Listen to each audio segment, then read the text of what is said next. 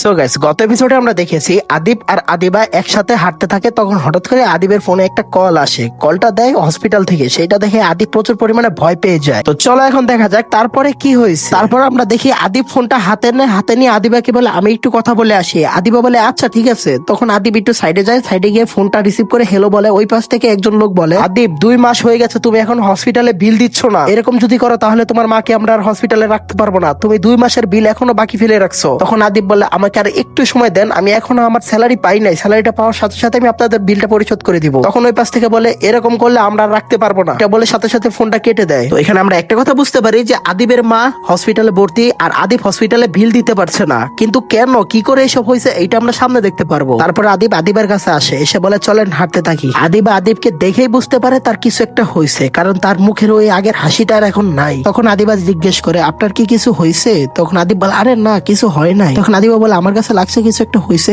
তখন আদিব বলে আরে বাদ দেন তো চলেন। তারপর আদিব বলে আপনার এই কাজে আসার কারণ? তখন আদিবা বলে কারণ তো নেই, এটা আমার ইচ্ছা থেকে আর কি, ছোটবেলা থেকে ইচ্ছা যে আমি বড় কোনো সেলিব্রিটির ম্যানেজার হব। কারণ একটা সেলিব্রিটিকে সেলিব্রিটি করতে একটা ম্যানেজারের প্রচুর বড় ভূমিকা পালন করতে হয়। তখন আদিব বলে হ্যাঁ আপনি তো বেশ লম্বা চিন্তা করে রাখছেন। তখন আদিবা হাসতে থাকে। তারপর আদিবা আদিবকে প্রশ্ন করে আচ্ছা আপনার জীবনে গোল কি, মানে আপনি কি চিন্তা করে রাখছেন? তখন আদিব বলে আমার আবার গোল? গোল তো আমাকেই দৌড়াচ্ছে। তখন আদিবা হেসে বলে কি বলছেন, কেন? তখন আদিব বলে আমার জীবনে গোল বলতে কিছু জানি না, কিন্তু আমার জীবনে অনেক বড় একটা স্বপ্ন ছিল, আমি একজন রাইটার হব। তখন আদিবা জিজ্ঞেস করে তো স্বপ্ন পূরণ করেন? তখন আদিব বলে সব স্বপ্ন পূরণ করতে হয় না, কিছু স্বপ্ন মনের মধ্যে রেখে দিলে ভালো। তখন আদিবা বলে একদমই না, এটা একদমই ভুল, স্বপ্ন যেহেতু হয়েছে পূরণ করতেই হয়। তখন আদিব বলে যদি পিছু টান থাকে তাহলে কখনো সামনে আগানো যায় না। তখন আদিবা বলে একবার তো ট্রাই করে দেখেন। তখন আদিবের হঠাৎ করে মোবাইলের দিকে চোখ যায়, দেখে 6টা বেজে গেছে। তখন আদিব ভয় পেয়ে যায়। তখন আদিব আদিবাকে বলে সরি আমাকে মাফ করবেন, এখন আমার হাতে একটু সময় নেই, আমাকে আবার কাজে যেতে হবে। তখন আদিবা বলে আপনি আরেকটা কাজ করবেন? তখন আদিব বলে হ্যাঁ আমার আরেকটা কাজ আছে, আমার কাজে যেতে হবে। তখন আদিবা বলে আপনি এতগুলো কাজ করতেছেন কেন, আপনার তো শরীর খারাপ হয়ে যাবে।